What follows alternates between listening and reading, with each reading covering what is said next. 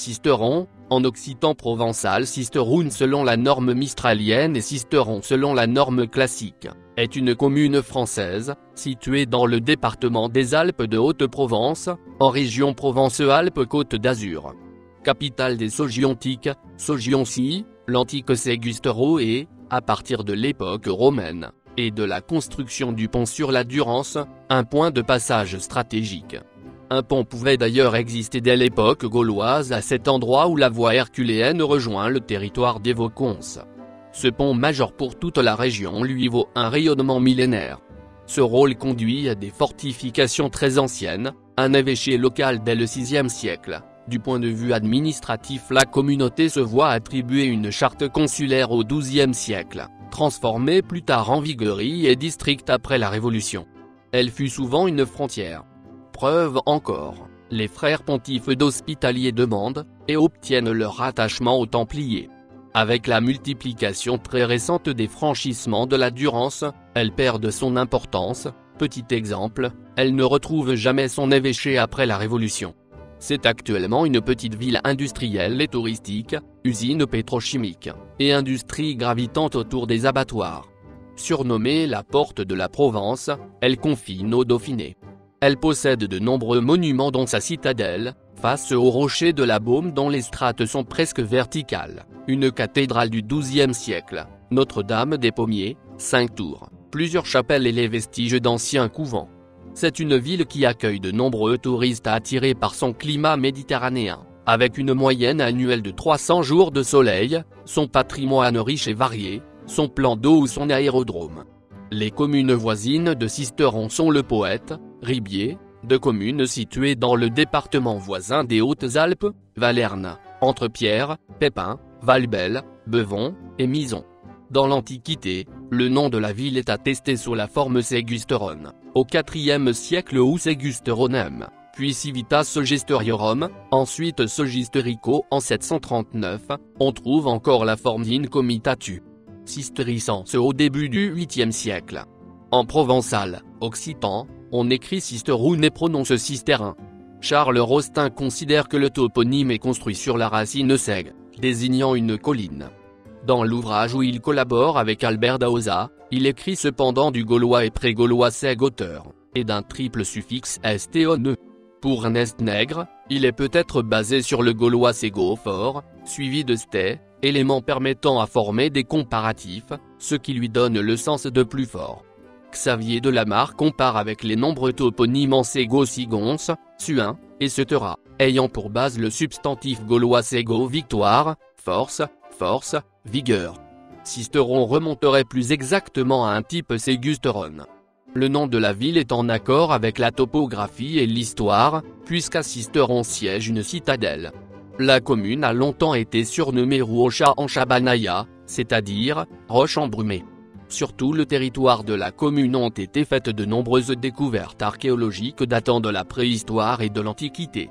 La ville, appartenant probablement au peuple gaulois des Sogiontiques, Sogioncie, cliente des Vaucons, tire depuis toujours son importance de la traversée de la Durance.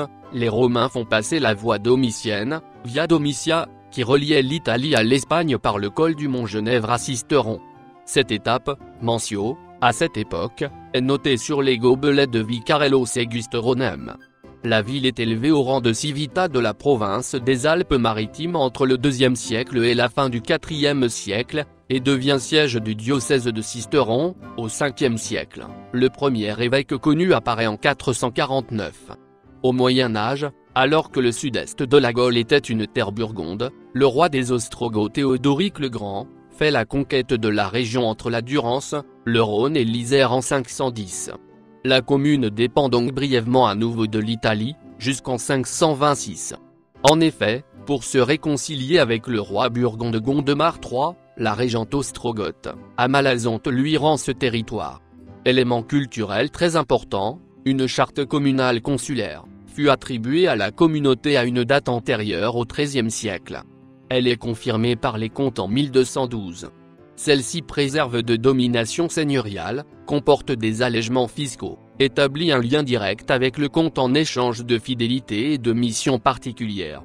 C'est à Sisteron, au couvent des Cordeliers, que Raymond Béranger V, comte de Provence, signe au XIIIe siècle le testament par lequel il attribue le comté de Provence à l'une de ses 4 filles, Béatrice, future femme de Charles d'Anjou, frère de Saint-Louis.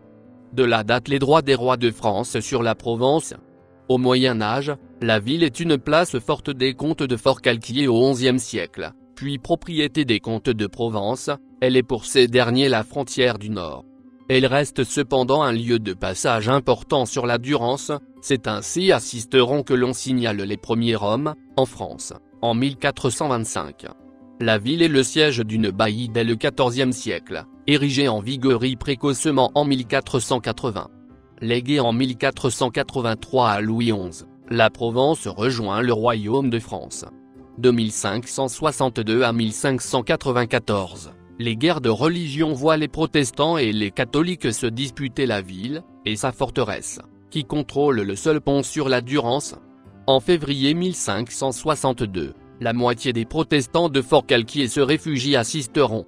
Après les premiers incidents qui voient les protestants saccager la cathédrale, briser son clocher et ses orgues, ainsi que les couvents des Cordeliers et des Dominicains, la ville est assiégée par les catholiques de Sommerive, lieutenant général du roi, en juin 1562.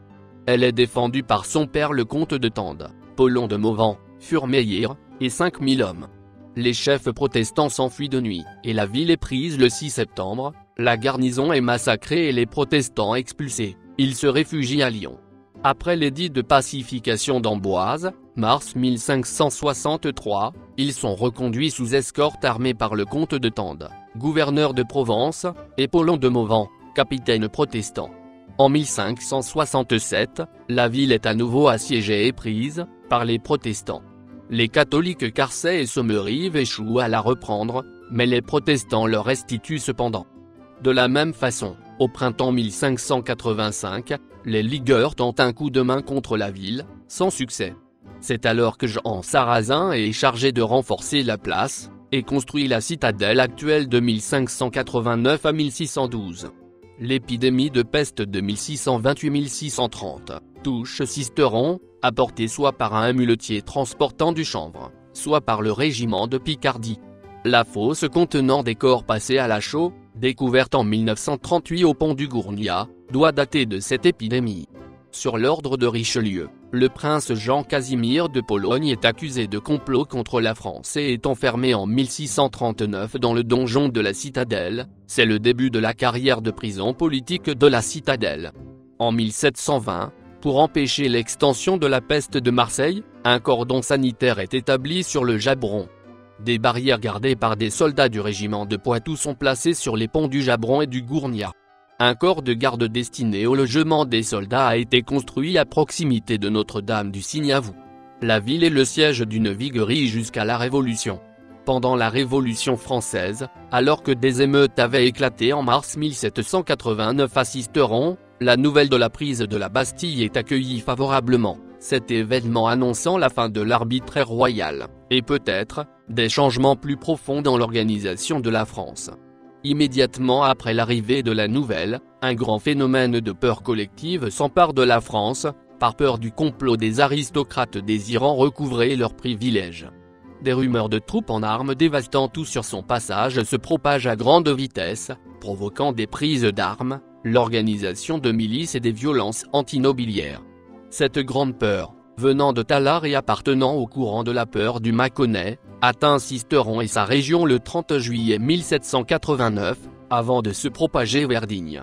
La ville, dotée d'une garnison, joue un rôle clé dans la solidarité qui s'organise alors, les communautés villageoises voisines se réfugient avec meubles et bétail dans la place forte, l'arsenal est mis à contribution pour armer les hommes et former une milice bourgeoise, bientôt renommée Garde nationale. Elle fournit aussi des munitions à Manosque qui lui en fait la demande. Dès le 2 août, l'affolement retombe, les faits divers à l'origine des rumeurs étant éclaircis. Mais un changement important a eu lieu, les communautés se sont armées, organisées pour se défendre et défendre leurs voisins. Un sentiment de solidarité est né à l'intérieur des communautés et entre communautés voisines, et les consuls décident de maintenir les gardes nationales. Aussitôt la peur retombée, Les autorités recommandent toutefois de désarmer les ouvriers et les paysans sans terre, pour ne conserver que les propriétaires dans les gardes nationales. L'évêché est supprimé en 1790. La création d'une société patriotique connaît de multiples rebondissements. Des émeutes sont provoquées par les royalistes le 17 mai 1792. Cependant, une part importante de la population soutient la Révolution. Il y avait 137 adhérents à la Société révolutionnaire en 1793.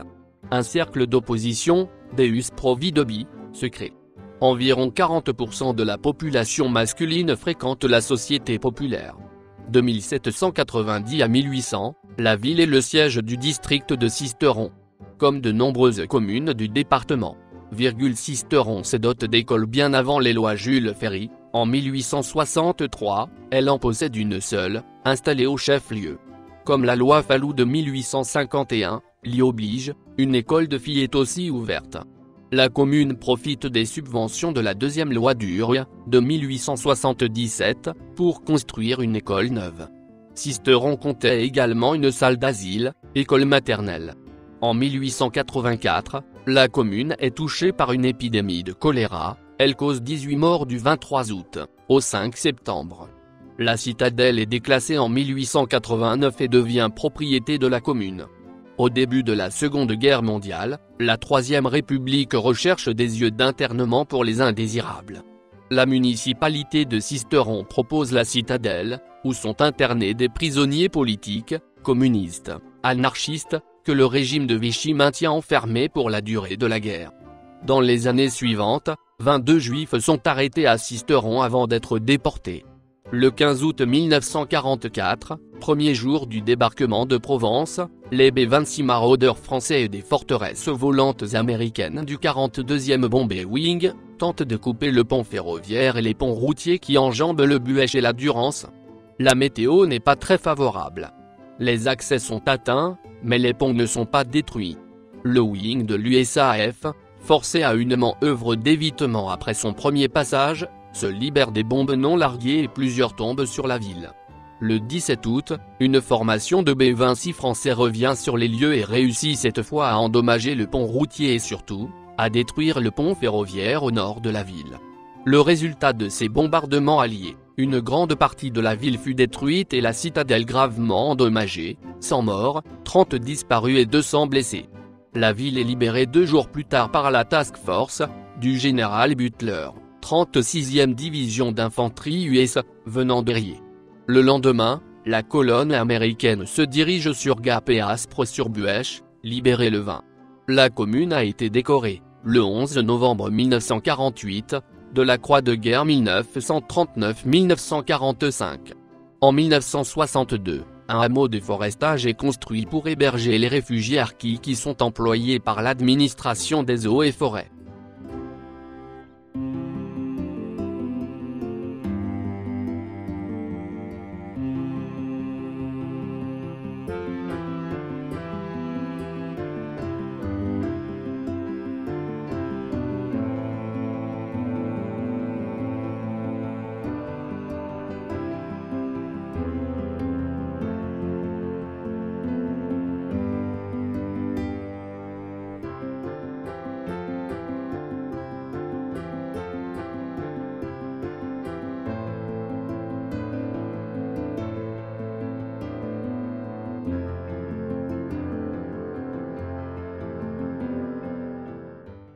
Les oliviers de la commune peuvent produire l'huile d'olive de Provence AOC.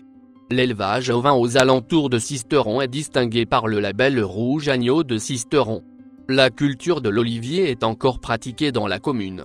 Ainsi, en 2005, on compte encore 73 hectares, plantés de 3066 arbres, de la variété tanche. Au nord de la ville se situe l'usine Sanofi Aventis, spécialisée dans la chimie fine, et qui produit des principes actifs, à usage pharmaceutique. Elle emploie 656 salariés. C'est le principal employeur de la commune. L'usine hydroélectrique, et le barrage de Saint-Lazare, sont une partie des aménagements faits sur la Durance par l'électricité de France. Les abattoirs, dont une des spécialités est l'abattage d'agneaux, label rouge, sont un autre secteur moteur de l'économie locale. Plusieurs PME des environs, à Sisteron et Mison, transforment et commercialisent les produits de l'abattage. Tout d'abord l'abattoir de Sisteron, spécialisé dans le mouton, qui emploie 56 salariés. Dufour Sisteron, négociant de viande, également actif dans le secteur de la découpe, emploie 49 salariés aux abattoirs de Gap et Sisteron. Alpes-Provence Agneau, actif dans le commerce de viande de mouton, emploie 25 salariés. Giraud et Fils, négociant en viande diverses, emploie 20 salariés. Il fait également de la transformation, charcuterie et confiserie, et a reçu une victoire de l'entreprise, décernée par le Conseil général, en 2013. Sisteron est également connu pour ses pieds et paquets sisteronnais. La boyauderie sisteronnaise, implantée au cœur des Alpes de Haute-Provence, à Sisteron, s'est affirmée comme un intervenant majeur dans la préparation des boyaux naturels, la fabrication de produits tripiers crus, puis de plats cuisinés traditionnels, à la marque Les Mijotés de Provence, dont les piliers sont les fameux pieds et paquets sisteronnais. Le BTP est également représenté par plusieurs massées importantes. On peut aussi ajouter l'entreprise Sudalpes, négociant en matériel de BTP, qui relève des activités de service mais évidemment dépendant de ce secteur d'activité, et qui emploie 34 salariés. La ville possède un aérodrome géré par la Chambre de commerce et d'industrie des Alpes de Haute-Provence sur la commune de Vaumeil. On y trouve 2 sociétés Netto Or, fabricants de décorations adhésives, et stickers haute qualité, pour aviation et aviation légère, et Electravia. Les concessionnaires automobiles sont également de gros employeurs. Daga, revendeur des véhicules Mercedes-Benz, emploie 47 salariés. Le garagiste et négociant automobile Alpes Sud emploie 23 salariés. Alpes Nettoyage et Entretien emploie 75 personnes. Une particularité architecturale de Sisteron est de regrouper plusieurs andrones, passages étroits et couverts.